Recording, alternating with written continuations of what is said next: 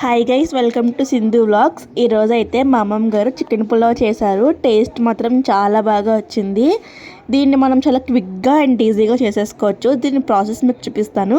First అయితే cooker తీసుకుని కుక్కర్లో 2 teaspoons oil and 2 teaspoons ghee, మీకు చూపిస్తున్న హోల్ స్పైసెస్ అండ్ ఒక ఆనియన్ని పొడుగ్గా కట్ చేసుకుని టమాటాను కూడా వేసుకోవాలి.